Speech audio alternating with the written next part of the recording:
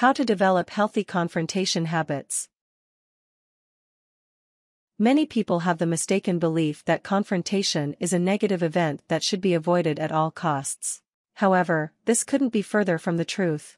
Confrontation can be a healthy way to strengthen your relationships with the people who are most important to you. To use confrontation as a positive, relationship-building event, it is important to learn how to develop healthy confrontation habits by reflecting on your emotions, being compassionate, and identifying the right circumstances for using confrontation. Part 1: Building your confrontation skills. 1. Learn to separate your emotions from the situation. Regardless of what you are confronting someone about, it is important to learn to try and remove your emotions from the situation as much as possible. This doesn't mean you need to talk in a monotone voice, but rather that you should recognize what parts of an argument are based on emotion, and which are based on logical reasoning or fact. For example, if you feel you need to confront a work colleague about a decision they made without first getting your input, try to think about why it matters that they didn't get your input. You might be feeling a lot of emotions about this situation. You might feel left out or angry. However, these emotions won't be useful in the confrontation. Instead, they will make the conversation more aggressive than it needs to be. Instead, stick to the facts. Why is it important that your colleague makes decisions together with you? Explaining your side of the conversation in terms of objective reasons will help keep the other person from becoming defensive, and it will also help keep the confrontation from becoming aggressive. 2. Stick to the important points. Like separating your emotions, you should also try to keep the conversation focused on the matter at hand. Sometimes, when we get into a confrontation, there is a temptation to bring up other issues. While these issues might be important, it makes the point of the conversation less clear. It can also cause the confrontation to drag on far longer than it needs to. Know what you want to talk with someone about, and stay focused on that topic. If the person you are talking to tries to bring up another issue, don't interrupt them. Let them finish what they are saying, and respond with something like, "I see what you're saying, and I think that we should talk about that at some point.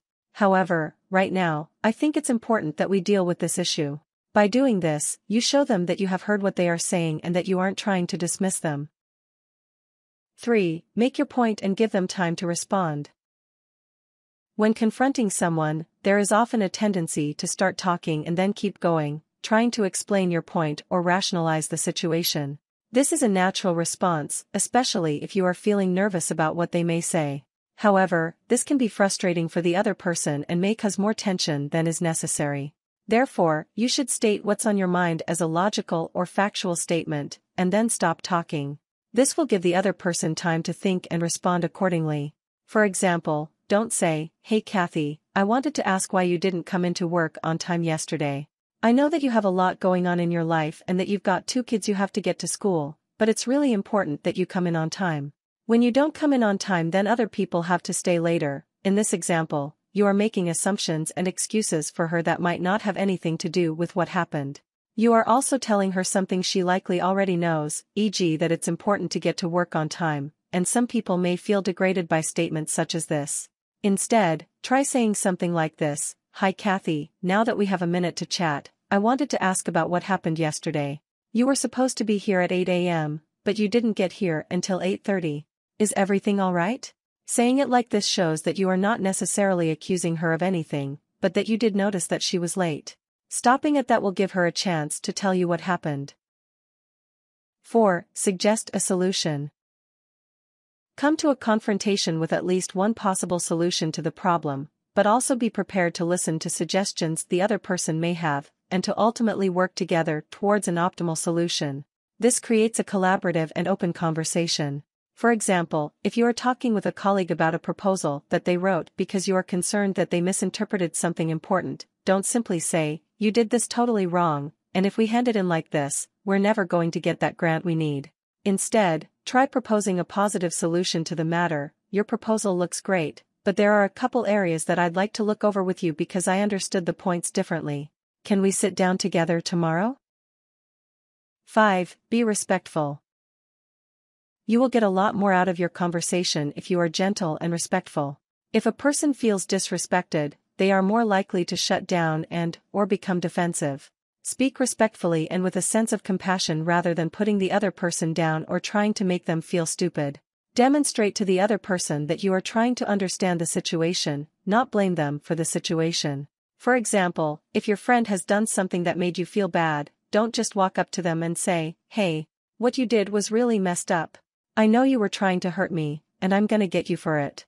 Not only is this aggressive, it's also disrespectful. You're telling your friend that you don't trust in your friendship with each other, and whatever it is they did it intentionally to hurt you. Instead, try something like this: "Hey Jane, I feel hurt by your actions the other day. I don't understand why you did what you did. Could we talk about it over coffee?" This shows the other person that while you feel hurt, you are also not accusing them of anything and that you really just want to understand. 6. Recognize that confrontation can be useful. Many of us have the false belief that a confrontation has to be a negative event, but this is not true. Often, we confront people because we care about them and our relationship with them. Try to change your thinking about confrontation. View it as a chance to discuss your differences with someone you care about, and to listen to what they have to say in order to try and find a common ground. It is also important to remember that a confrontation may not always lead to an agreement, and that it doesn't always have to either. Sometimes it can be satisfying for both people just to talk about something together in an understanding and compassionate way. 7. Steer clear of confrontation pitfalls. There are lots of ways to improve the chance of having a productive confrontation, but there are also some important things to avoid. Some things to avoid include overreacting or blowing up, making vague or general complaints, raising lots of issues all at once or bringing up old issues, hitting below the belt, such as by making insults or saying things with the intention to hurt the other person, making accusations, exaggerating or inventing complaints, shutting down and refusing to speak or acknowledge the other person. Part 2. Preparing yourself for confrontation. 1. Take time to reflect on your point of view. If you are feeling angry, sad, or worried about the topic you need to confront someone about, it is important to spend some time trying to tease apart what matter should be discussed. This can be difficult if you haven't spent much time reflecting on your emotions, but with practice, you will learn to identify what issue is causing a particular emotion. Think about what happened, and when and why you started feeling the negative emotion. For example, let's say that you are really angry at your partner because they said they would be home at 7 p.m. each night, but they usually don't show up until 7:45 p.m. or even later. Your first reaction might simply be to yell at them about always being late, but try to remember that your partner may not understand why this matters. Think about why it upsets you. Does it make you feel like they don't respect you? Maybe you want to have dinner ready at a certain time that you coordinate with their arrival. When reflecting upon the situation, you may sometimes find that your emotions aren't very rational. In some cases, sitting down to think through a situation can eliminate the need for a confrontation in the first place.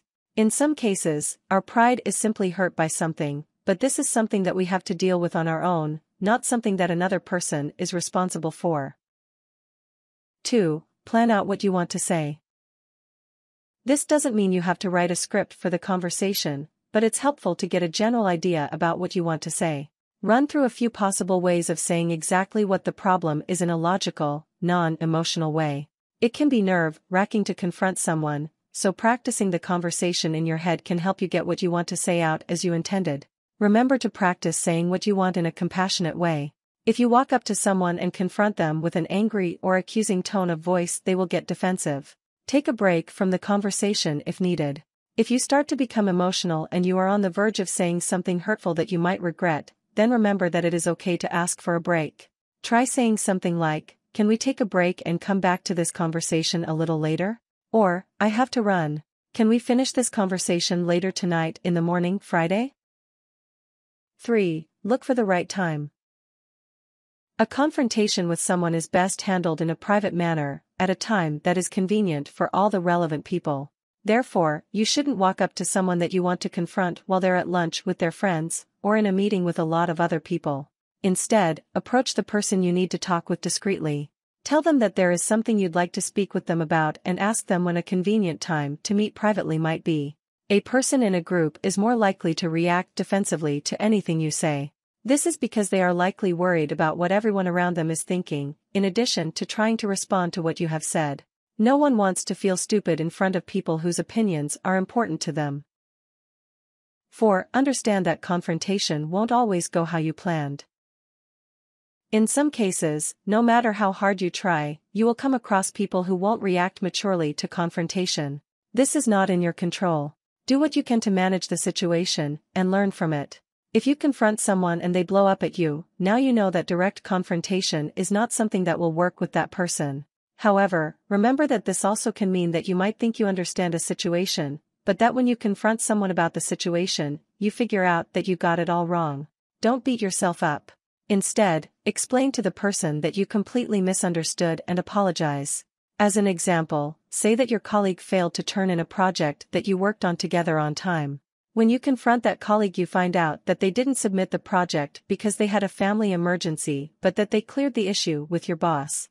In this situation, all you need to say is, "Oh, okay. Please forgive me. I didn't get that piece of information, and I was worried that we might both get in trouble." You might still be frustrated that they didn't notify you, but that is not the issue at hand. Tips. Always make sure that you are in a good emotional state before confronting someone. If you are angry, you are more likely to lash out or say things you don't mean. Remember that the only person you can control is yourself. You may not always like what another person does or says, but that is their decision, not yours. Be patient with yourself. Developing healthy confrontation habits is a skill that has to be cultivated. Warnings. Don't try to have a confrontation with someone if you or the other person are in a bad mood or angry. No matter how hard you try, it is unlikely that a confrontation in a negative state of emotion is going to go well.